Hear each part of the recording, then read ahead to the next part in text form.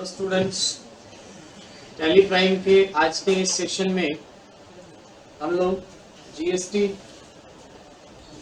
Topic को ही आगे बढ़ाएंगे। जैसा कि पिछले सेशन में हम लोगों ने जीएसटी के कुछ डेफिनेशंस और जीएसटी टैक्सेस के बारे में हमने कैलकुलेशंस के बारे में सीखा था, और हमने ये भी जाना था कि कैसे जीएसटी आज का जो टैक्स टाइप है इंडिया में और पहले के टैक्स टाइप में क्या डिफरेंस होता था। पहले कौन कौन से टाइप के टैक्स एक ही गुड्स के ऊपर अप्लाई किए जाते थे और अब सिर्फ एक टैक्स जीएसटी अप्लाई किया जाता है। और साथ ही साथ मैंने आप लोग को एक नया कंपनी क्रिएट करके और टैली के अंदर जीएसटी अगर हमें यूज़ करना हो तो कैसे हम लोग टैली कंपनी को जीएसटी फीचर्स के लिए एक्टिवेट करेंगे, ये सब कुछ हमने पिछले सेशन में सीखा था।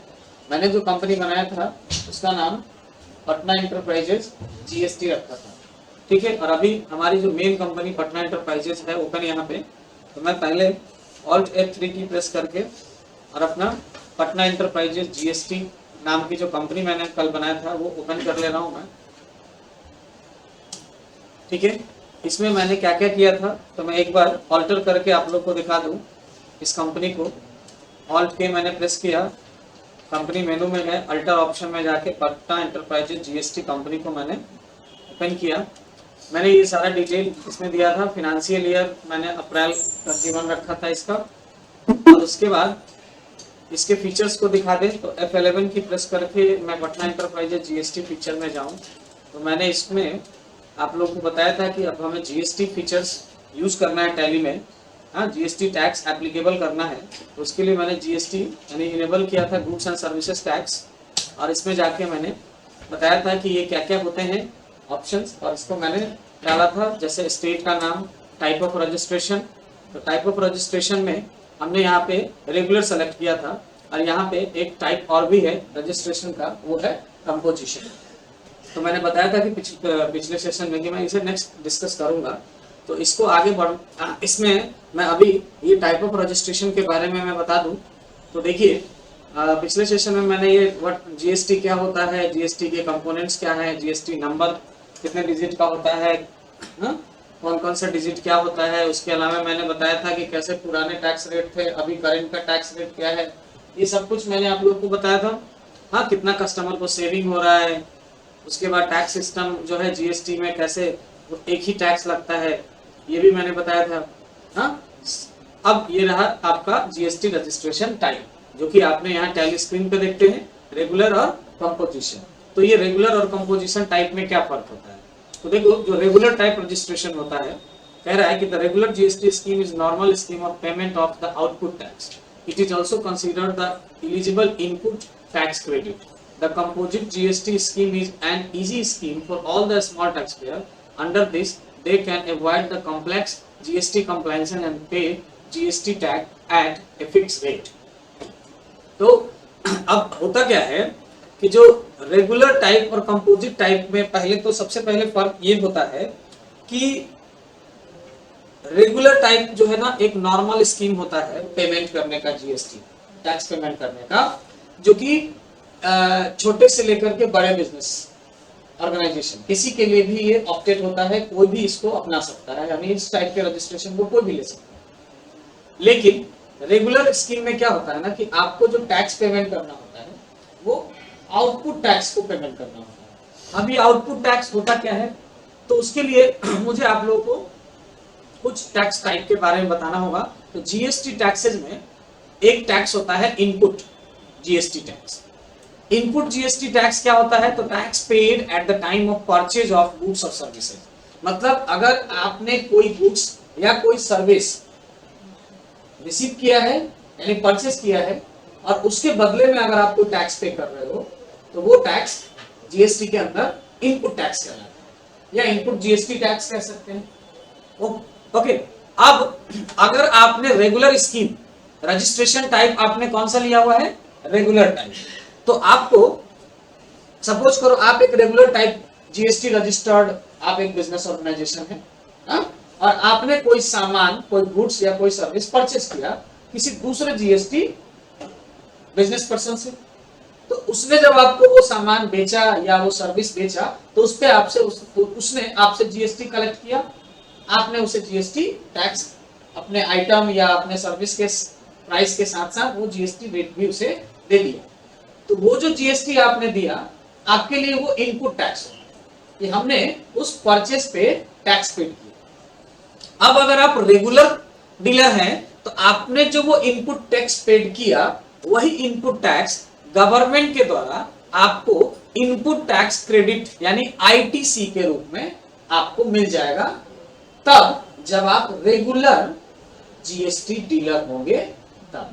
यानी आपका जीएसटी का रजिस्ट्रेशन टाइप रेगुलर होगा तभी आपका ये जो इनपुट आपने जो पेड किया होगा इनपुट टैक्स, वो इनपुट टैक्स आपको ये आईटीसी के रूप में यानी इनपुट टैक्स क्रेडिट के रूप में आपके जीएसटी पोर्टल पे या आपके कहें जीएसटी नंबर पे क्रेडिट कर दिया जाएगा गवर्नमेंट के द्वारा। लेकिन तब जब आप भी किसी जीएसटी रजिस्टर्ड डीलर से परचेस किए होंगे तब, ठीक है। अब ये क्या है इनपुट टैक्स क्रेडिट? तो input tax credit is the tax paid by the buyer on purchase of goods और सर्विसेज। मतलब इनपुट टैक्स क्रेडिट क्या है? तो वो टैक्स अमाउंट होता है जो किसी बायर के द्वारा, यानी आप अगर बायर ने आपने परचेस किया और आपने जो टैक्स पेड किया वही टैक्स आपके लिए क्या हो जाएगा? आईटीसी यानी इनपुट टैक्स क्रेडिट हो जाएगा। Okay, such tax which is paid at purchase when reduced from liability payable on outward supply is known as input tax credit। अब ये इसको और दूसरे शब्दों में कहे कि वैसा टैक्स जो हम परचेज के समय पेड करते हैं और जब हमें हमारे ऊपर लायबिलिटी बनती है। सपोज करो इसके लिए ना मैं एक बार एक्सेल सीट ओपन कर लूं फिर से और आपको समझा दूं ऐसे होता क्या है ये। एक मिनट,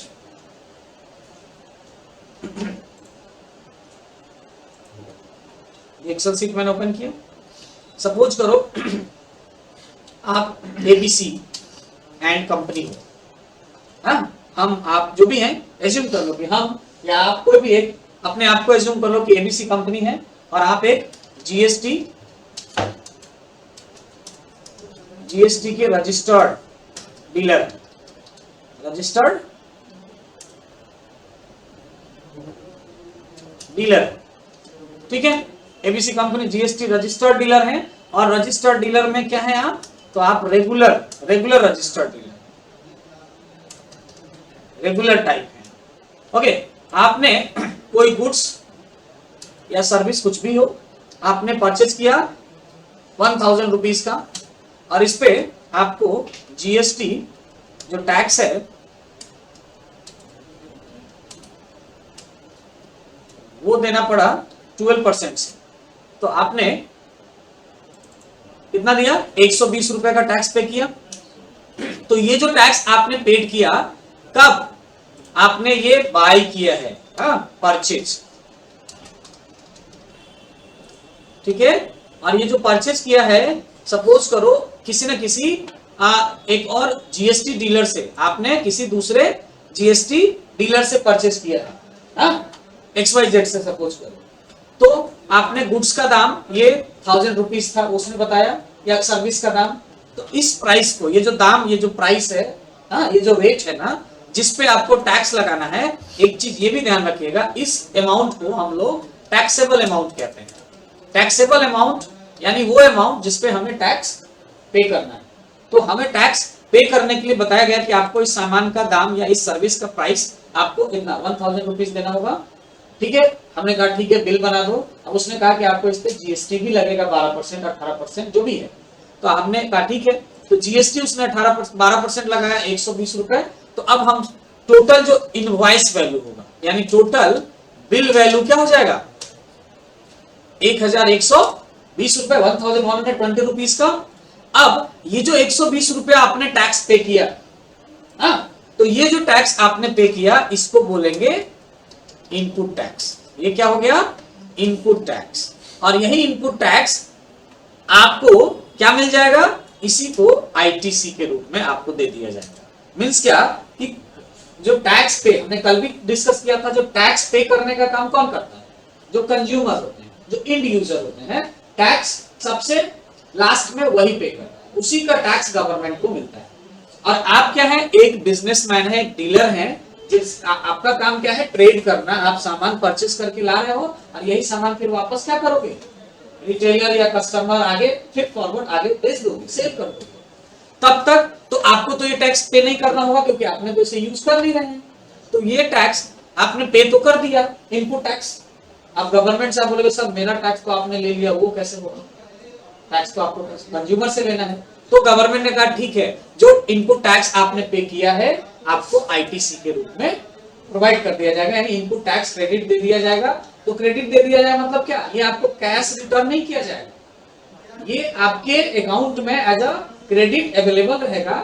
जब आप इस सामान को, जैसे सपोज करो अब यही गुड्स आपने किसी दूसरे कंज्यूमर को सेल कर दिया, आपने क्या कर दिया, यही गुड्स सेल कर दिया किसको, किसी कंज्यूमर को, सेम गुड्स, और उसमें आपने रखा क्या कि हम 1000 रुपए में खरीद के लाए हैं और उस 1000 रुपए का सामान हम बेचेंगे 1200 रुपए या 1500 रुपए, जितना मालूम 1500 रुपए में बेचेंगे हम, क्योंकि 1000 रुपए का सामान 1000 रुपए में तो नहीं बिक सकता ना, प्रॉफिट तो लेंगे ना। तो हमने जैसे ही उसमें अपना प्रॉफिट 500 रुपए रखा तो प्राइस बढ़ गया। अब जब इस पे 12% का जीएसटी लगाएंगे तो जीएसटी भी तो बढ़ जाएगा, कितना हो जाएगा 300 रुपए, 1500 का 12% जीएसटी कितना हो जाएगा 300 नहीं, 150 भी नहीं होगा, 180 रुपए होगा। कितना हो जाएगा 180 रुपए, यानी कस्टमर से आप टैक्स कितना लोगे 180 रुपए, यानी यहाँ पे गुड्स का टैक्सेबल वैल्यू कितना हो जाएगा 1500 रुपए, जिसपे हमें टैक्स लेना है। 12% जीएसटी टैक्स लिए तो हो गया 180 रुपए, तो टोटल बिल कस्टमर से क्या लेंगे 1680 रुपए। अब ये जो कस्टमर से सेल करते वक्त जो हम टैक्स लेते हैं, ठीक है, क्या होता है output tax, tax received at the time of sale of goods और सर्विसेज, मतलब वो टैक्स जो आप सर्विस या सामान बेचते वक्त कलेक्ट करते हैं, उस टैक्स को हम लोग क्या कहते हैं आउटपुट टैक्स कहते हैं। तो ये टैक्स क्या हो गया आउटपुट टैक्स, ठीक है। अब ये आउटपुट टैक्स हो गया जो 180 रुपए का आया। अब ये टैक्स आपके ऊपर एक तरह की यही हो गई आपकी लायबिलिटी, मतलब ये कस्टमर को आपने बेच दिया और ये जो टैक्स लिया आपने, तो ये टैक्स इतना ज्यादा क्यों हो गया, आपने तो 120 रुपए दिया था और यहाँ ले रहे 180 रुपए, तो आपने अपना प्रॉफिट बढ़ा लिया और उस सामान का दाम भी बढ़ा दिया। तो सामान का दाम जैसे ही कॉस्ट बढ़ेगा तो उसका टैक्स रेट भी क्या हो जाएगा, टैक्स रेट वही रहेगा लेकिन टैक्स का अमाउंट बढ़ जाएगा, ठीक है। तो यहाँ पे हमने आउटपुट ये ले लिया। अब जो ये आईटीसी मिला हुआ था 120 रुपए, ये कैश नहीं मिला था लेकिन हमारे जीएसटी में वो आईडी पे इतना रुपए क्रेडिट है। गवर्नमेंट ने कहा कि ये आप जब चाहे तब इसको एडजस्ट कर सकते हो। तो कब एडजस्ट करोगे, तो जब यही सामान जो आपने खरीदा है ना, जब आप इसे बेच लोगे तो बेचते टाइम जो आप टैक्स कलेक्ट करोगे, तो जो आपके ऊपर आउटपुट टैक्स की जो लायबिलिटी बनेगी, जो गवर्नमेंट को पे करना है, उस लायबिलिटी में से आप ये अपना आईटीसी जो इनपुट टैक्स आपने पे किया ना, उसको आप रिड्यूस कर लेना। तो इसीलिए यहाँ पे बताया गया कि such tax which is paid at the time of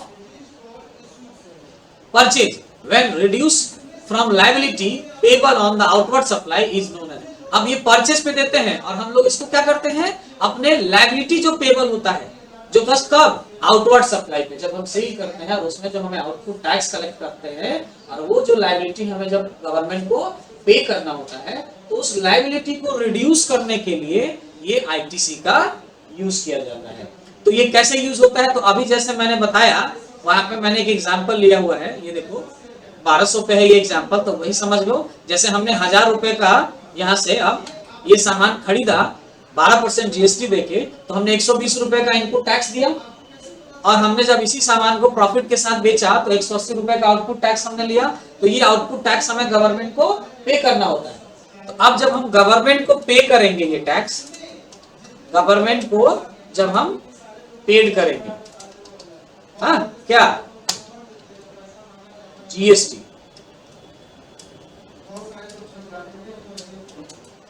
GST paid to government. अगर हम गवर्नमेंट को पे करेंगे तो हमें तो रूल के अकॉर्डिंग ये जो आउटपुट टैक्स हमने कलेक्ट किया ये पूरा का पूरा पे करना पड़ेगा, ठीक है। लेकिन हमें आईटीसी मिला हुआ पहले से, ठीक है। तो हमारे पास अब देखिए इनपुट हमने कितना दिया था टैक्स, 120 रुपए का, जो कि हमें क्या मिल गया था, यही हमें आईटीसी मिल गया था, यानी इनपुट टैक्स क्रेडिट। और हमने आउटपुट कितना कलेक्ट किया, हमने आउटपुट टैक्स कलेक्ट किया 180 रुपए। ओके, अब जो हमें गवर्नमेंट को टैक्स पे करना है, तो गवर्नमेंट को टैक्स पे करते टाइम टोटल जो लायबिलिटी, टोटल टैक्स जो बनेगा वो ये होगा कि जो हमने आउटपुट कमाया है, आउटपुट हमने जो रिसीव किया है, आउटपुट टैक्स, उसमें से हम लोग माइनस कर देंगे अपना आईटीसी। हम इनपुट टैक्स माइनस नहीं करेंगे, क्योंकि हो सकता है कि हमने जो इनपुट टैक्स, हमारे पास बहुत सारा टैक्स पेड किया होगा हमने, उसमें से कुछ टैक्स ऐसा भी होगा जो किसी अनरजिस्टर्ड को भी पेड किया होगा। ऐसे अनरजिस्टर्ड तो टैक्स लेगा नहीं आपसे, मतलब कि जिसके पास जीएसटी का रजिस्ट्रेशन ही नहीं है वो तो टैक्स आपसे नहीं लेगा। लेकिन मान लेते हैं इन केस ऐसा कुछ इनपुट हो सकता है जिसको आप आउटपुट में के साथ वो नहीं कर सकते, वो इनपुट आपको आईटीसी नहीं मिल पाएगा तब तक जब तक कि वो जो डीलर जिससे आपने बाय किया था, परचेज किया था, वो गवर्नमेंट को ना बता दे कि आपको उसने कितने रुपए का सेल करके और आपसे टैक्स कलेक्ट किया, तब तक वो आईटीसी आपको नहीं मिलेगा। नहीं समझ में आया बात को? सपोज कि मैंने अभी बताया ना कि ये हम एबीसी हैं, एबीसीएन कंपनी एक जीएसटी रजिस्टर्ड डीलर है रेगुलर टाइप के, और हमने किसी XYZ जीएसटी डीलर से हमने ये सामान परचेज किया, तो हमने परचेज किया तो ये तो टैक्स उसको दे दिया, लेकिन उसने गवर्नमेंट को बताया ही नहीं कि एबीसीएन कंपनी ने हमसे कोई सामान 1000 रुपए का परचेज किया है, मतलब उसने सेल बताया ही नहीं गवर्नमेंट को। तो उस कंडीशन में टैक्स तो आपका चला गया, लेकिन वो आईटीसी आपको नहीं मिलेगा। आईटीसी तभी मिलेगा जब ये प्रूफ हो जाएगा।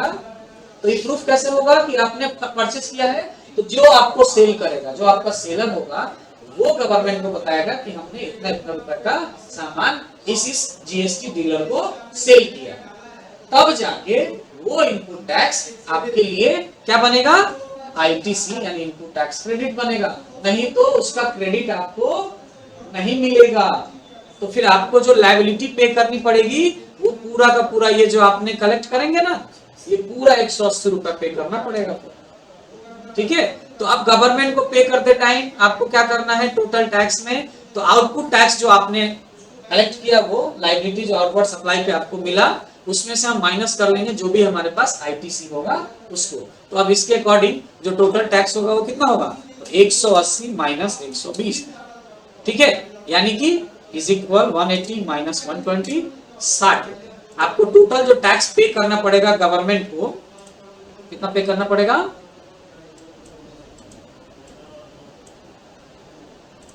60 रुपए। आपको 60 रुपए देना पड़ेगा, लेकिन गवर्नमेंट को तो 180 रुपए मिला। कैसे मिला, क्योंकि आपने पहले से 120 रुपए तो दिया होगा ना। ये जो 120 रुपए आपने पहले दिया परचेस करते वक्त, जो आपको सेल किया होगा उसके लिए तो ये 120 रुपए लायबिलिटी बन गया होगा ना, तो उस लायबिलिटी को उसने गवर्नमेंट को दे दिया होगा, हाँ, क्योंकि इस गुड्स के लिए। अब ये 120 रुपए पहले मिला गवर्नमेंट को और बाद में आपने दे दिया क्या, 60 रुपए और दे दिया, तो टोटल कितना मिला गवर्नमेंट को, 180 रुपया। इंड यूजर ने कितना टैक्स पे किया, 180 रुपए, है ना। इस तरह से जीएसटी का कैलकुलेशन बनता है। लेकिन ये आउटवर्ड सप्लाई, आउटपुट और इनपुट का जब काम होगा तो कब होगा, जब आपका रजिस्ट्रेशन टाइप जीएसटी का क्या होगा, रेगुलर होगा, तभी आपको इनपुट और आउटपुट के अकॉर्डिंग टैक्स पे करना पड़ेगा, ठीक है। अगर आप एक रेगुलर डीलर होंगे तब। तो रेगुलर टाइप रजिस्ट्रेशन का क्या मतलब होता है, क्या बेनिफिट या क्या करना होता है, ये समझ में है। अब इसमें कह रहा है कि इस रेगुलर टाइप में आपको बहुत सारे जीएसटी कंप्लायंसेस करने होते हैं। कंप्लायंसेस में क्या होता है, मतलब बहुत सारा आपको रिकॉर्ड, पेपर वर्क और बहुत सारे ट्रांजेक्शन्स के डिटेल को रखना पड़ता है। जैसे कि आपने एक्सेल में देखा, आपने कितने में परचेज किया, कितना उसका टैक्स पे किया, ये आपको रखना पड़ेगा ना। तभी तो आप कितना में बेचे, कितना टैक्स लिए, उसका कैलकुलेशन एंड टाइम में कर पाएंगे ना लायबिलिटी पे करते वक्त। तो ये थोड़ा सा क्या होता है ना, कॉम्प्लेक्सिटी होता है। अभी तो मैंने एक सिंपल 1000 का एग्जांपल बनाया। अब मान लेते हैं जहां पे आपके पास दिन भर में हजारों लाखों रुपए का ट्रांजेक्शन होगा, हाँ, और जीएसटी रेट्स की अगर हम बात करें अभी, तो ये मैंने एक एग्जांपल बताया 12% का।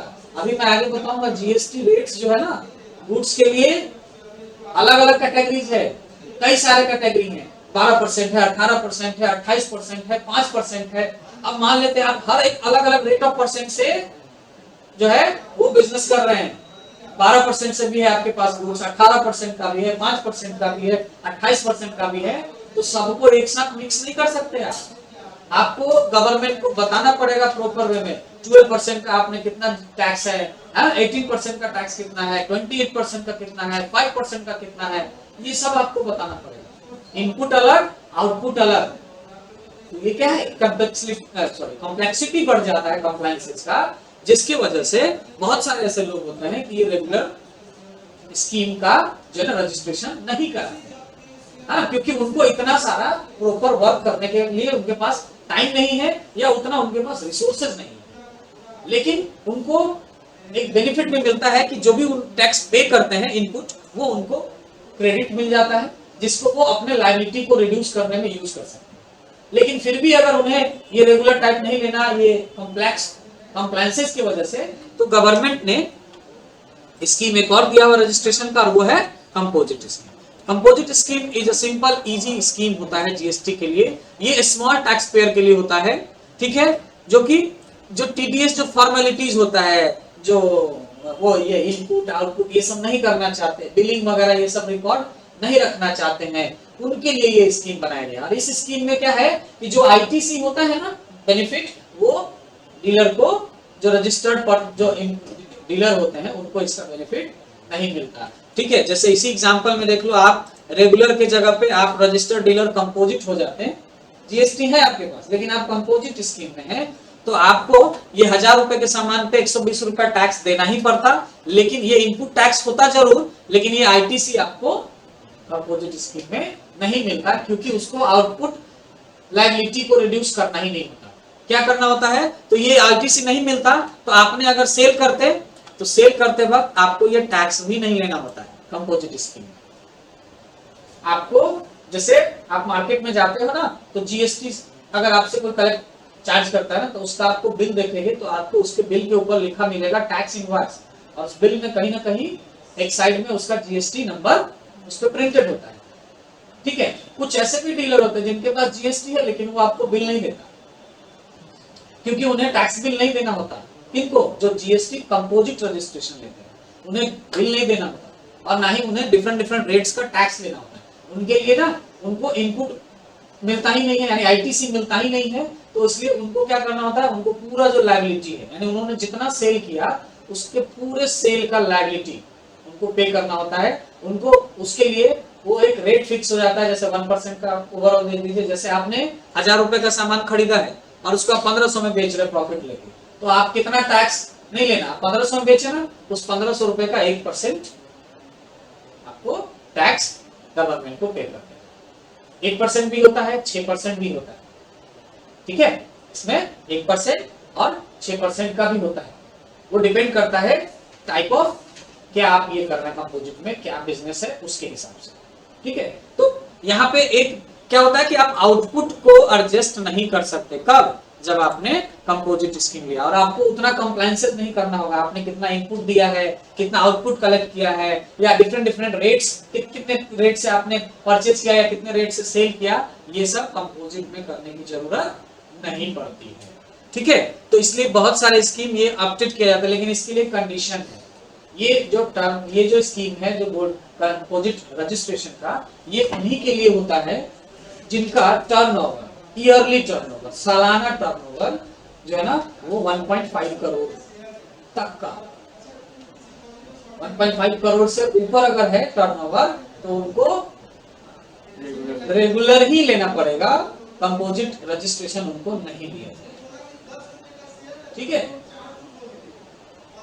तो ये सारा कुछ है इसका। अब इसमें जो है तो कंपोजिट और रेगुलर में क्या फर्क है समझ में? और अब पहले सब रेगुलर जो लेगा रजिस्ट्रेशन उसके लिए लिमिट नहीं बताया आपने तो कंपोजिट का बता दिया कि 1.5 करोड़ तक का जिनका जो टर्नओवर होगा वही ले सकते हैं। स्मॉल बिजनेस ज्यादातर ये लेते हैं, ठीक है। तो जीएसटी जो रेगुलर होता है वो किसके लिए? तो वो कोई भी ले सकता है, स्मॉल बिजनेस वाला भी ले सकता है और बड़ा बिजनेस वाला तो लेना ही लेना पड़ेगा जिनका 1.5 करोड़ से ऊपर का हो जाएगा। लेकिन मिनिमम क्राइटेरिया क्या है? तो अभी करेंट में मिनिमम क्राइटेरिया है 40 लाख रेगुलर के लिए, जिनका टर्नओवर 40 लाख या उससे 40 लाख से ऊपर है पर ईयर, उनको वो रेगुलर रजिस्ट्रेशन लेना ही लेना है जीएसटी का रूल के अकॉर्डिंग। नहीं लेते हैं अगर वो, मतलब कुछ लोग होते हैं जो रजिस्ट्रेशन लेते ही नहीं है, लेकिन वो रूल है गवर्नमेंट का 40 लाख से ऊपर वाले जितने टर्नओवर वाले बिजनेसमैन हैं, बिजनेस ऑर्गेनाइजेशन है, उन्हें जीएसटी लेना ही लेना है, ठीक है। ये अब का रूल है। पहले जब नया नया जीएसटी आया था जुलाई 2017 में आया था, तो ये 40 की जगह 20 लाख था। 20 लाख से ऊपर वाले टर्नओवर वाले को जीएसटी लेना ही लेना है। और ये जो कंपोजिट का जो था वो 75 लाख था। अब नए वाले में इसे 1.5 करोड़ कर दिया, डबल कर दिया गया, ठीक है। अब क्या है कि जीएसटी अभी पूरे इंडिया में एप्लीकेबल हो गया है, लेकिन जब जीएसटी पहली बार लागू हुआ था तो वो जम्मू कश्मीर को छोड़ करके और उसके बाद बाकी देश में, पूरे देश में लागू हुआ, ठीक है। बाद में जम्मू कश्मीर में भी एप्लीकेबल हो गया। उसके अलावा ये जो स्कीम है रजिस्ट्रेशन लेने का, जो 40 लाख का जो बनाया गया, ये कुछ ऐसे एरियाज हैं जैसे 7 sister area, north eastern areas में चले गए हैं, तो उनके लिए ये टाइप 20 लाख पे ही, अगर 20 लाख या उससे ऊपर का उनके पास टर्नओवर है तो उनको जीएसटी रजिस्ट्रेशन लेना है, जो कि पहले स्टार्टिंग में वो 10 लाख, ठीक है।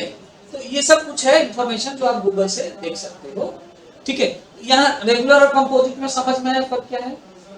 रेगुलर में आपको इनपुट आउटपुट सब कुछ का ख्याल रखना है, सब कुछ कंप्लायंसेस रिकॉर्ड रखने हैं, और उसके अकॉर्डिंग आपको आईटीसी मिलेगा और जिसके एडजस्टमेंट से आपको टैक्स पे करना है।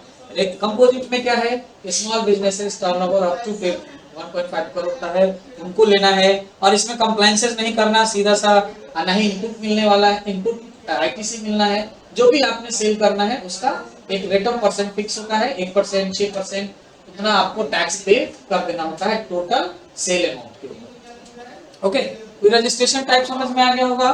तो हमने टैली में यहाँ पे लिया हुआ है रेगुलर टाइप, उसके लिए एसएससी ऑफ अदर टेरिटरी, मतलब आप बिहार में काम कर रहे हो, आपने रजिस्ट्रेशन बिहार के लिए लिया है, क्या आप बिहार से बाहर के हैं क्या? Other SSC of other territory मतलब आपका जो निवास है, होता है ना बहुत सारे लोग रहते कहीं और के हैं, बिजनेस कहीं और जाके कर रहे हैं, तो उसमें आपको बताना होता है कि आप कहाँ के हैं या नहीं। अगर बिहार के हैं तो इनो रखेंगे, और आप अगर दिल्ली के हैं और दिल्ली का सारा एड्रेस और आप आके बिहार में बिजनेस करना चाह रहे हो, तो यहाँ से रजिस्ट्रेशन ले रहे हैं तो आपको यहाँ बताना पड़ेगा यस अदर टेरिटरी है ना, ठीक है। नहीं है तो नो करेंगे। इसके बाद मैंने बताया था जीएसटी एप्लीकेबल फ्रॉम, इसमें कि आपने जीएसटी का रजिस्ट्रेशन कब से आपका एक्टिव हुआ है, तो वो डेट यहाँ पे लेते हैं हम लोग। मैंने जनरली फाइनेंशियल ईयर का पहला डेट ले लिया, उसके बाद मैंने जीएसटी नंबर के बारे में बताया था, 15 डिजिट का नंबर होता है, ये रहा जीएसटी नंबर, मैंने डमी बताया। इसमें पहला 2 डिजिट स्टेट कोड होता है, क्योंकि ये GST one nation one tax है, तो इसमें क्या है ना कि कोई स्टेट की लिमिटेशन नहीं है, लेकिन हमें ये रिकॉर्ड रखना होता है कि किस स्टेट से जो है वो ये टैक्स कलेक्ट किया, किस स्टेट ने कलेक्ट किया, या किस स्टेट ने सेल या किस स्टेट ने परचेस किया, तो उसके लिए ये स्टेट कोड बनाया गया है, जो कि पहला 2 डिजिट होता है। आखिरी के उसके बाद के आगे के जो 10 डिजिट होते हैं वो बिजनेस ऑर्गेनाइजेशन का पैन नंबर होता है। अगर इंडिविजुअल कोई बिजनेस ऑपरेट कर रहा है तो उसके प्रोप्राइटर का पैन नंबर होगा, कोई कंपनी होगी अगर तो उस कंपनी का पैन नंबर होगा। तो ये हो गया 10 डिजिट पैन नंबर होता है, और 2 डिजिट, ये 12 डिजिट हो गए। उसके बाद अगला ये जो डिजिट है ये नंबर ऑफ रजिस्ट्रेशन बताता है कि आपने इस पैन नंबर पे अभी तक कितने टाइम्स जीएसटी रजिस्ट्रेशन करा रखा है। तो आप एक ही पैन नंबर पे कई सारे जीएसटी रजिस्ट्रेशन करा सकते हैं, ठीक है। तो यहाँ पे अभी ये 1 रिप्रेजेंट करता है कि इस पैन नंबर पे 1 रजिस्ट्रेशन हुआ है। यहाँ पे आपको कभी कभार 2, 3 भी लिखा मिलेगा, मतलब इस पैन पे अभी तक 2, 3 जो भी टाइप होंगे रजिस्ट्रेशन हो रखे हैं।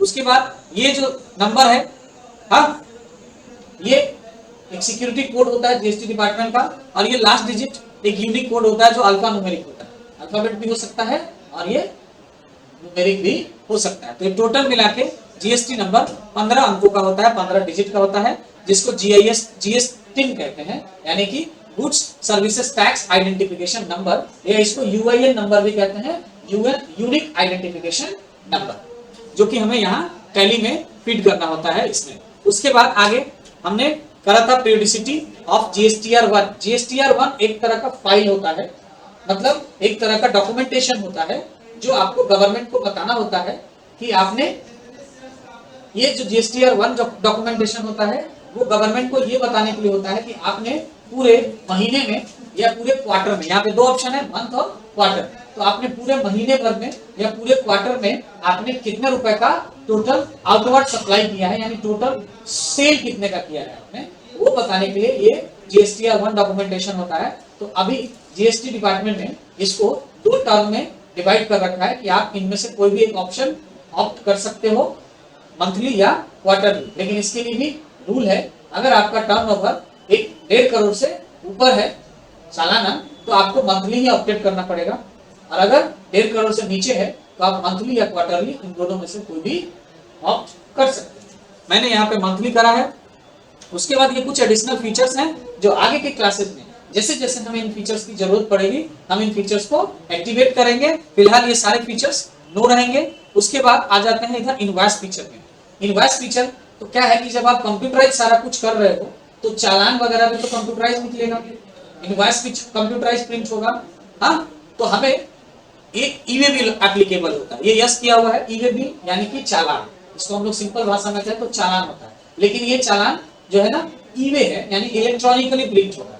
इसके लिए जीएसटी डिपार्टमेंट ने अलग से वेबसाइट बना रखा है जिसपे आपको अपने जीएसटी नंबर के थ्रू रजिस्टर्ड होना होता है और वहां से ये ई-वे बिल जनरेट करना होता है। अब 1 अक्टूबर 2022 से नया नियम आ गया है कि ई-वे बिल के साथ साथ आपको ई इनवॉइस भी प्रिंट करना पड़ेगा, ई इनवॉइस भी जनरेट करना पड़ेगा। उन बिजनेस ऑर्गेनाइजेशन के लिए ये आया है जिनका सालाना टर्नओवर 10 करोड़ से ऊपर का है, उनके लिए ई इनवॉइस भी एप्लीकेबल करना जरूरी है और ई इनवॉइस भी प्रिंट करना जरूरी है। ठीक है, ओके। तो ये सारे फीचर, अब जैसे देखो ई-वे बिल जो क्रिएट किया जाता है, चालान क्रिएट करने का रूल है, इसमें आपको देना क्या है, एप्लीकेबल डेट देना होता है। तो हमने जिस डेट से हमारा जीएसटी रजिस्ट्रेशन है वही यहाँ पे डेट ले लेंगे। उसके बाद यहाँ पे है threshold limit include invoice value. आपको यहाँ पे लेना है कि थ्रेशोल्ड लिमिट आपको किस पे लेना होता है, इनवॉइस वैल्यू। इनवॉइस वैल्यू अभी क्या होता है मैंने बताया, टैक्सेबल वैल्यू और टैक्स अमाउंट दोनों को जोड़ के जो वैल्यू आता है वो होता है इनवॉइस वैल्यू। ठीक है, यानी टोटल बिल वैल्यू। तो आपको उस पे थ्रेशोल्ड लिमिट करना है, या फिर यहाँ ऑप्शन दिया हुआ है आगे taxable and exempted goods value, यानी आपका सिर्फ टैक्सेबल वैल्यू या फिर एग्जेम्प्टेड गुड्स वैल्यू, यानी जो जिन गुड्स का टैक्स फ्री है, एग्जेम्प्टेड मतलब उस पर टैक्स नहीं लगता, या फिर टैक्सेबल गुड्स वैल्यू यानी सिर्फ टैक्सेबल गुड्स का जो वैल्यू है उसके करना है। तो generally e-way bill by default यहाँ पे इनवॉइस वैल्यू पे होता है, तो ये इनवॉइस वैल्यू रहने देंगे। थ्रेशोल्ड लिमिट जो दिया गया है ये 50,000 यानी 50,000 रुपए तक का अगर आप बिल बना रहे हो तो आपको ई-वे बिल जनरेट करने की जरूरत नहीं होती है। लेकिन अगर आप ये इंट्रा स्टेट यानी विद इन स्टेट लोकल में कर रहे हो तभी तक, अगर आप आउट ऑफ स्टेट यानी इंटर स्टेट अगर ये बिलिंग कर रहे हो तो आपके लिए ये लिमिट मायने नहीं रखता, वो 50,000 हो ना हो, कम हो ज्यादा हो, आपको ई-वे बिल जनरेट करना ही करना पड़ता है। ठीक है, और एक चीज और जो मैंने बताया ना अभी, जो जीएसटी रजिस्ट्रेशन लेने का जो क्राइटेरिया है 40 लाख हो 1.5 करोड़ हो, ये क्राइटेरिया तब है जब आप लोकल बिजनेस कर रहे हो। अगर आप इंटर स्टेट बिजनेस कर रहे हो या फिर पूरे कंट्री लेवल पे बिजनेस कर रहे हो तो आपका ट्रांजैक्शन 10,000 का हो या 40 लाख का हो, उससे लेना देना नहीं है। आपको जीएसटी रजिस्ट्रेशन मैंडेटरी है लेना, क्योंकि आप आउट ऑफ स्टेट जैसे ही करोगे तो ई-वे बिल बनाना पड़ेगा, और ई-वे बिल जब तक जीएसटी नहीं होगा तब तक आप नहीं बना सकते। ठीक है ना, तो इसके लिए ये सारे रूल है। आप देखो ये सारे option applicable for intra state, वो ऊपर का जो दिया ना वो इंटर स्टेट है, और यहाँ क्या है इंट्रा स्टेट यानी कि लोकल के लिए, उसके लिए भी एप्लीकेबल करना है। तो यस, थ्रेशोल्ड वही। अब print e-way bill with invoice, आप चाहते हैं कि इनवॉइस के साथ ई-वे बिल भी प्रिंट हो तो यहाँ से ऑप्शन यस कर लीजिए। उसके बाद ई इनवॉइस एप्लीकेबल फैसिलिटी है, इसको तो अभी मैंने बताया कि ये लागू हुआ 1 अक्टूबर 2022 से, लेकिन ये 10 करोड़ से ऊपर वाले टर्नओवर के लिए है। इसको मैं बताऊंगा बाद में, इसको यस करके, जब इसको यस कर लोगे ना अगर, तो आपको बहुत सारे ऑप्शंस फिल करने पड़ेंगे इसमें। तो फिलहाल इसे मैं नो रहने देता हूँ, इसके बारे में हम लोग बाद में डिस्कस करेंगे। अब इसे मैं सेव कर लेता हूँ। सेव करने के बाद कंट्रोल ए प्रेस किया। अब ये जीएसटी हमारा इस कंपनी में एक्टिवेट हो चुका है। जीएसटी एक्टिवेट होने के बाद जब आप टैली मास्टर में, गेटवे ऑफ टैली से टैली मास्टर में क्रिएट में जाओगे तो आपको यहाँ देखो स्टेचुअरी डिटेल में यहाँ पे आपको जीएसटी डिटेल का ऑप्शन मिल जाएगा, जहां से आप फिर बाद में कुछ चेंजेस अल्टर कर सकते हैं। ओके, अब आते हैं हम लोग फिर से वापस स्क्रीन पे और नीचे चलते हैं और यहाँ पे जीएसटी ये इनपुट आउटपुट ये समझ में आया, और गवर्नमेंट को टैक्स कैसे पे करना और कितना पे करना है, कब पे करना है, ये समझ में आया। आउटपुट इनपुट का माइनस करके कैसे करना है, ठीक है। ओके, अब आगे बढ़ते हैं। जीएसटी रेट्स की बात करें तो जीएसटी में हमने क्या बताया था, गुड्स एंड सर्विसेज बोथ, दोनों के लिए है। तो देखो गवर्नमेंट ने जीएसटी में आपको ना, मैं सिर्फ यहाँ पे रेट बता रहा हूँ, आइटम्स नहीं बताऊंगा, क्योंकि इतने सारे आइटम्स हैं मार्केट में जो जीएसटी के अंदर आते हैं और इतने सारे सर्विसेज हैं जो जीएसटी के अंदर आते हैं। और अभी क्या है ना, भारत इंडियन गवर्नमेंट के द्वारा हर कुछ टाइम पीरियड के बाद ना जीएसटी रेट्स तो वही होता है, लेकिन कुछ आइटम्स का जो जीएसटी रेट है ना वो चेंज कर दिया जाता है। मतलब पहले जो आइटम 5% के जीएसटी टैक्स के साथ आते थे, अब उन पे 12% हो सकता है लगता है जीएसटी टैक्स। जो 12% पे आते थे वो अब 18% लगता है, या जो 18% वाले जीएसटी टैक्स में आते थे उन पे 12% टैक्स लगेगा। ऐसा ये चेंजेस होता रहता है। तो आपको हमेशा अप टू डेट रहना होगा, इंटरनेट, गूगल, जीएसटी डिपार्टमेंट के वेबसाइट से आपको अपडेट रहना होगा कि कब क्या कौन से आइटम में टैक्स रेट में बदलाव हुआ है। तो ऐसे जो टैक्स रेट बनाया गया है, एक है नील रेटेड, मतलब वो नील रेट जीएसटी में आता है लेकिन उसमें कोई रेट नहीं, नील रखा गया है। उसके बाद एक होता है जीरो रेटेड, 0% जीएसटी, मतलब अभी 0% है। जैसा भी मैंने बताया जीएसटी डिपार्टमेंट हमेशा चेंज करते रहती है, तो मे भी कि बाद में उसमें चेंज कर दिया जाए। फिलहाल अभी 0% पे, 0% पे जनरली खाद्य सामग्री होता है, यानी कि जो फूड आइटम्स होता है वो भी अनपैक्ड खुला वाला जो लेते हैं, जो आप किराना दुकान से लेते हैं, ग्रोसरी शॉप से खुला वाला, खुले आटा, चावल, दाल, तेल, ये सब लेते हैं। लेकिन वही जैसे पैक्ड आप लोगे तो उस पर जीएसटी टैक्स लग जाएगा, ठीक है। उसके बाद 0% के बाद अगला जो टैक्स रेट है वो है 3%। ये सिर्फ और सिर्फ गोल्ड, डायमंड और सिल्वर के ऊपर, यानी ज्वेलरी वगैरह जो गोल्ड और सिल्वर ये सब के लिए है, उस पर ये 3% का टैक्स रखा गया है, ठीक है। उसके बाद 5% का टैक्स रेट है, 12% का टैक्स रेट है, 18% है और 28%। पहले इसमें 28% वाले टैक्स रेट के साथ साथ पहले सेल्स टैक्स भी लगता था जीएसटी में। अब शायद सेल्स टैक्स को खत्म कर दिया गया, यानी आपको सेल्स टैक्स यानी सरचार्ज नहीं, सेल्स नहीं खत्म, सरचार्ज, हाँ सेल्स लगता है, सेल्स अभी भी लगता है। और ये सेल्स टैक्स मतलब टैक्स के ऊपर टैक्स होता है, ठीक है। तो हमें सेल्स टैक्स के बारे में, जैसे टोबैको वगैरह है उस पे जीएसटी डिपार्टमेंट 28% का टैक्स लेती है सबसे ज्यादा, और प्लस सेल्स चार्ज भी उस पे इंक्लूड करती है 4%, ठीक है। तो ये गुड्स के ऊपर लगने वाले टैक्स हैं। उसके बाद सर्विसेज के ऊपर लगने वाले टैक्स में क्या आता है, 5, 12, 18 और 28%। ये सर्विसेज पे लगने वाले जीएसटी टैक्स होते हैं, ओके। ये टैक्स जो है उनके लिए है जो रेगुलर स्कीम में आते हैं, वो इसका ध्यान रखेंगे। लेकिन जो कंपोजिट स्कीम वाले होंगे उनके लिए ये ध्यान रखने की जरूरत नहीं है। कंपोजिट स्कीम में जो आते हैं उन्हें ये टैक्स रेट अलग अलग देखना ही नहीं है, क्योंकि उनको इतना कंप्लायंस करना ही नहीं है। उन्हें तो बस खरीद के लाना है, परचेज करके जो टैक्स पे किया। अब जब उसको सेल करेंगे तो टोटल सेल वैल्यू का 1%, 6 या 6%, इस तरह से उनको गवर्नमेंट को टैक्स पे कर देना, ठीक है। तो ये टैक्स रेट के बाद ये कुछ फॉर्म रिटर्न है, इसको हम बाद में डिस्कस करेंगे। अब आगे आइए थोड़ा सा एक्सेल पे, सीट पे। अब यहाँ पे देखो, मैंने आपको बताना है, इनपुट टैक्स तो समझ गया आगे क्या चीज पे लगता है, जब आप परचेज करते हो तो जो टैक्स देते हो उस पे इनपुट टैक्स। आउटपुट टैक्स जब आप सेल करते हो उस पे जो टैक्स देते हो वो आउटपुट टैक्स। अब सपोज करो आपको टैली के अंदर कुछ लेजर्स बनाने हैं, तो जीएसटी से रिलेटेड लेजर्स बनाओगे तो इसमें तो जनरली परचेज और सेल करना है, तो आप परचेज का लेजर बनाओगे। लेजर्स जो आप बनाओगे under GST, ledgers under GST, तो इसमें क्या क्या लेजर बनाओगे, तो सबसे पहले परचेज का लेजर बनाओगे, ठीक है। उसके बाद सेल का लेजर बनाओगे। परचेज का लेजर अंडर ग्रुप क्या रखेंगे, परचेज अकाउंट। सेल्स का लेजर सेल्स अकाउंट। इसके बाद जीएसटी टैक्स के लिए भी तो लेजर बनाना पड़ेगा, तो एक जीएसटी टैक्स, अब हमने जीएसटी टैक्स के लिए एक टैक्स नहीं होता, जीएसटी में हमने बताया कि जीएसटी टैक्स के लिए कंपोनेंट्स बनाए गए हैं 3, कौन कौन से, आईजीएसटी, सीजीएसटी और एसजीएसटी, ये 3 है। और अगर आप यूनियन टेरिटरी में है तो यूटी जीएसटी, लेकिन हमें यूटी जीएसटी को अभी ये साइड रखना है, मेनली यही 3 को लेके चले। तो ये 3 जीएसटी टैक्स के लेजर भी तो बनाने पड़ेंगे, तो आपको आईजीएसटी बनाना पड़ेगा, एक बनाना पड़ेगा सीजीएसटी, एक बनाना पड़ेगा एसजीएसटी। अब ये जो परचेज का लेजर तो अंडर ग्रुप परचेज अकाउंट हो जाएगा, परचेज अकाउंट ग्रुप में, सेल्स अकाउंट ग्रुप में, हाँ, लेकिन ये आईजीएसटी अकाउंट ग्रुप नहीं होता है कोई अंडर ग्रुप। आपने ऐसा कोई देखा टैक्स के लिए? बिल्कुल है।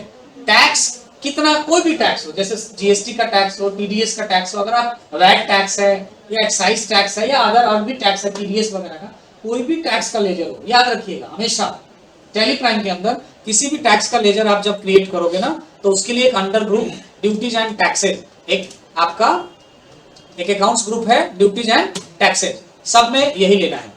आप आईजीएसटी बनाओ, सीजीएसटी बनाओ, एसजीएसटी बनाओ, यूटीजीएसटी का लेजर बनाओ, तो आपको अंडर ग्रुप क्या सेलेक्ट करना होगा, ड्यूटीज एंड टैक्सेज, ठीक है। उसके बाद आपको, अब ये तो हमने बना लिया, ठीक है, लेकिन सपोज करो ये आईजीएसटी, सीजीएसटी, एसजीएसटी, तो आपको अगर आप परचेस करोगे तो इनपुट देना भी पड़ेगा, जब सेल करोगे तो आउटपुट देना भी पड़ेगा। तो अगर आपने ऐसा किया कि आईजीएसटी, तो ये इनपुट आईजीएसटी है कि आउटपुट आईजीएसटी, ये कैसे आइडेंटिफाई करेंगे? अगर हमने एसजीएसटी का लेजर बनाया तो ये इनपुट के लिए बनाया कि आउटपुट के लिए बनाया, ये कैसे आइडेंटिफाई करेंगे? तो हमें टैली प्राइम में या टैली के अंदर ये फीचर है कि आपने जीएसटी, जब आपने आईजीएसटी, सीजीएसटी और एसजीएसटी का लेजर बना लोगे, तो आप परचेज वाउचर में अगर इसका यूज करोगे तो ये इनपुट का काम करेगा, सेल के लिए इसका यूज करोगे तो ये आउटपुट का काम करेगा, ये ऑटोमेटिक कर लेगा। लेकिन आपको अगर आइडेंटिफाई करना हो, जस्टिफाई करना हो, तो आप कैसे करोगे? डेबिट क्रेडिट से, यानी आपके पास जो इनपुट आईजीएसटी या एसजीएसटी या सीजीएसटी का अमाउंट टैली में डेबिट साइड में दिखाएगा, मतलब वो इनपुट टैक्स है, यानी आपने परचेज पे पे किया, और जो क्रेडिट साइड में दिखाएगा मतलब वो आउटपुट टैक्स है जो आपने कलेक्ट किया है, ठीक है।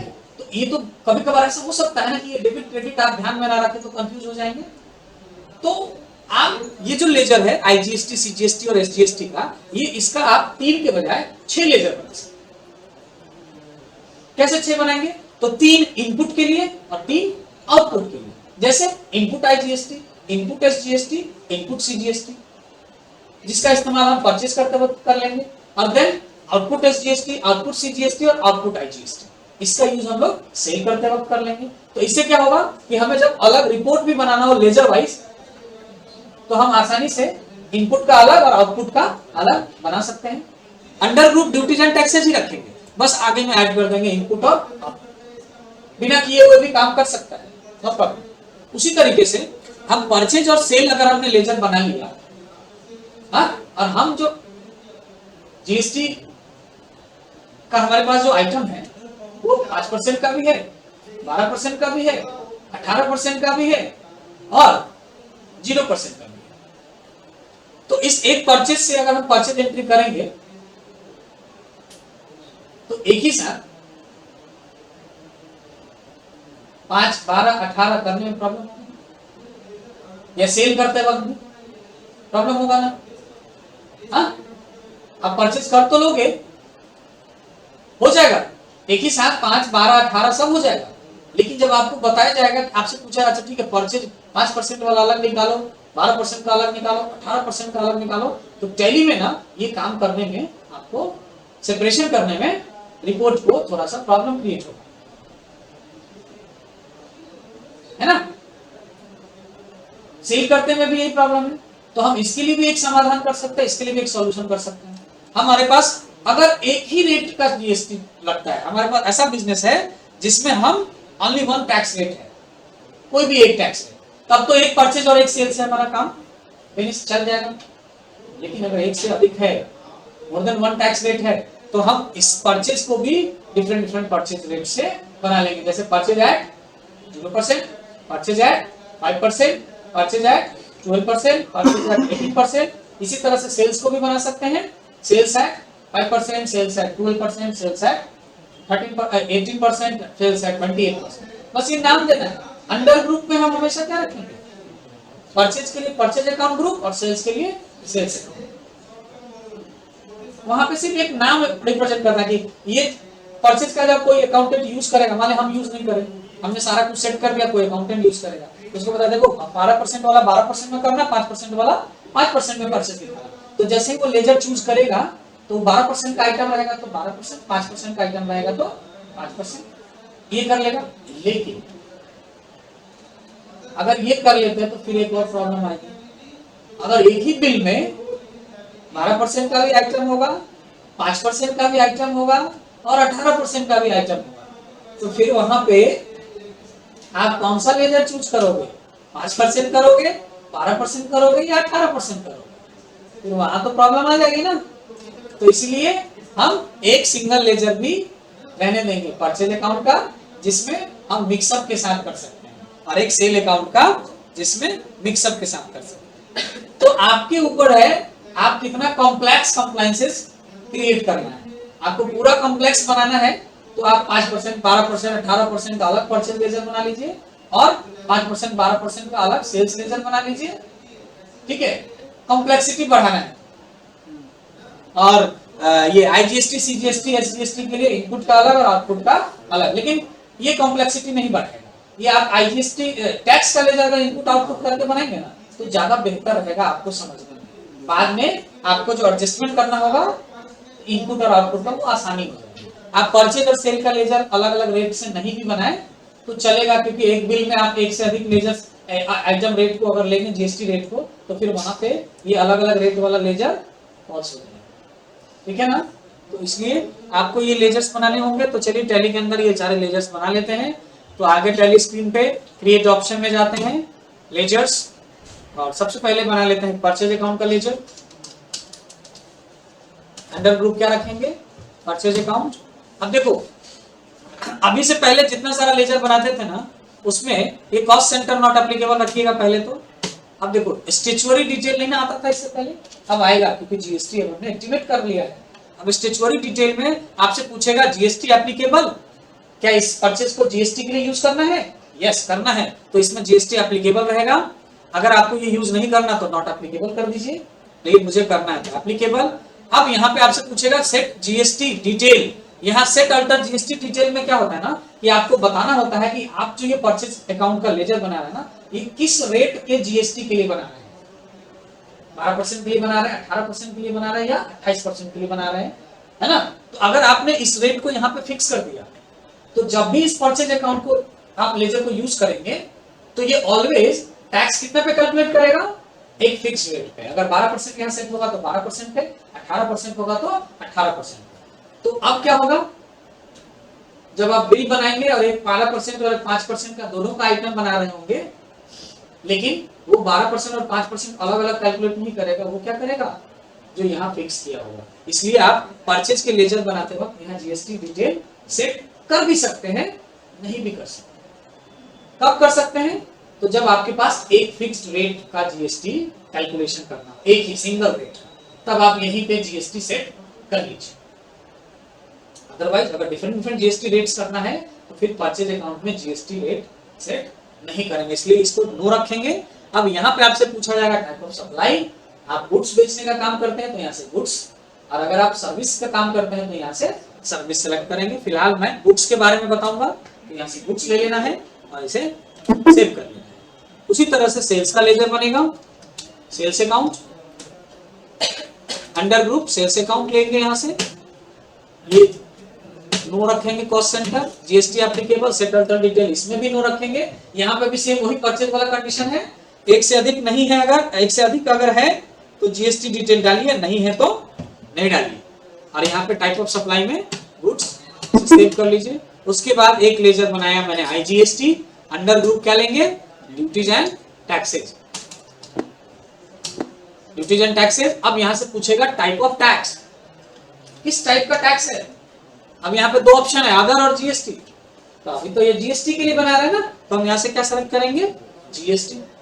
अब इसमें पूछेगा कि जीएसटी में भी ये किस टाइप का टैक्स है। जैसे आईजीएसटी को हम लोग इंटीग्रेटेड जीएसटी बोलते हैं, सीजीएसटी को सेंट्रल जीएसटी और एसजीएसटी को स्टेट जीएसटी। तो आपको बताना है कि ये क्या है, सेंट्रल है, स्टेट है कि इंटीग्रेटेड है या सेस है। अभी मैंने बताया था कि सेस भी लगता है, तो सेस तो है नहीं है, ये क्या है, आईजीएसटी इंटीग्रेटेड। तो यहां से हम टैक्स टाइप में क्या ले लेंगे, इंटीग्रेटेड टैक्स टाइप।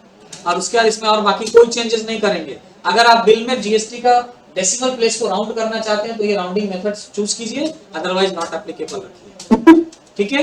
उसके बाद एक लेजर बनेंगे सीजीएसटी का, under group duties and taxes, type of tax यहाँ पे लेंगे जीएसटी, और सब टाइप में ये क्या होगा, तो सेंट्रल, सीजीएसटी यानी सेंट्रल टैक्स, ये ले लेंगे, बाकी नो।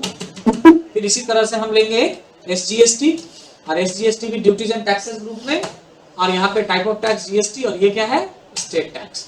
अगर आपको जरूरत हो तो सेस टैक्स भी आप बना सकते हैं, under group GST duties and taxes, tax type GST, और सब टाइप टैक्स का क्या ले लेंगे वहां से, सेस सेलेक्ट कर लेंगे। लेकिन अभी नहीं बनाना, मैंने देखो सिंपल बनाया है, आईजीएसटी, सीजीएसटी, एसजीएसटी। आप, मैं इसे इनपुट और आउटपुट करके भी बना सकता हूं। अगर आप लोग कहोगे तो मैं बाद में एक एग्जांपल इनपुट आउटपुट करके भी बना के बता दूंगा, ठीक है। फिलहाल ये रहने देते हैं। तो हमने जो टैक्स बनाया अल्टर करके चेक कर लें। ये कैश का तो लेजर ऑलरेडी डिफॉल्ट होता है, प्रॉफिट लॉस डिफॉल्ट होता है। हमने बनाया सीजीएसटी, आईजीएसटी, परचेज, सेल और एसजीएसटी, ठीक है। तो ये लेजर्स हमने क्रिएट कर लिया है। अब मान लेते हैं कि हमने तो सेलेक्ट किया है कि गुड्स हम बेचेंगे, तो कुछ गुड्स, कुछ आइटम भी तो चाहिए हमें बेचने के लिए, है कि हम आइटम बेचने वाले हैं। तो हम क्या करते हैं कि आइटम के लिए ना हम अपने इस पटना इंटरप्राइजेस से कुछ इन्वेंट्री मास्टर को ना इंपोर्ट करा लेते हैं, हाँ। तो इसके लिए पटना इंटरप्राइजेस से एक्सपोर्ट करना होगा और हम अपने में इंपोर्ट करा लेते हैं ताकि इन्वेंट्री आइटम्स आ जाए, क्योंकि हमारे पास अल्टर करके देखो कोई भी इन्वेंट्री आइटम नहीं होगा, कुछ भी नहीं है, नहीं है ना। तो हम कर लेते हैं ताकि हम आसानी से करें, नहीं तो फिर नया आइटम बनाना होगा, ये करना होगा, बहुत सारे प्रॉब्लम है, ठीक है। तो हम लोग कर ले या कोई नया आइटम बनाएगा, एक्सपोर्ट ही कर लेते हैं, इससे अच्छा है कि एक्सपोर्ट का प्रैक्टिस भी हो जाएगा।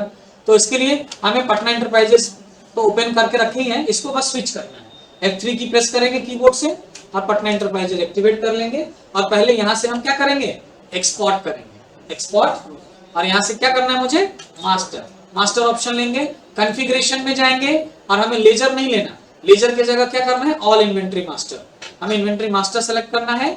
और यहाँ पे ये टाइप फाइल नेम मास्टर रहेगा, सी ड्राइव में सेव होगा। इसे ड्राइव चेंज करना हो तो आप कर सकते हो, नहीं तो कंट्रोल ए प्रेस करेंगे और ये सेंड बटन पे क्लिक कर लेंगे। ये एक्सपोर्ट और इंपोर्ट का पूरा प्रोसेस मैंने अलग से एक क्लास में बताया हुआ, जिसका वीडियो भी है, आप लोग को जहां भी प्रॉब्लम हो वहां से देख सकते हो। अभी एक्सपोर्ट हो गया। अब हम टैली स्क्रीन में अब अपने पटना इंटरप्राइजेज जीएसटी कंपनी को स्विच कर लेते हैं, एक्टिवेट कर लिया। और यहाँ पे अब हम इसे क्या कर लेंगे, इंपोर्ट मास्टर और मास्टर डॉट एक्सएमएल, और यहाँ पे ना हम modify with new data option ले लेंगे, ठीक है, एंटर। और ये हो गया।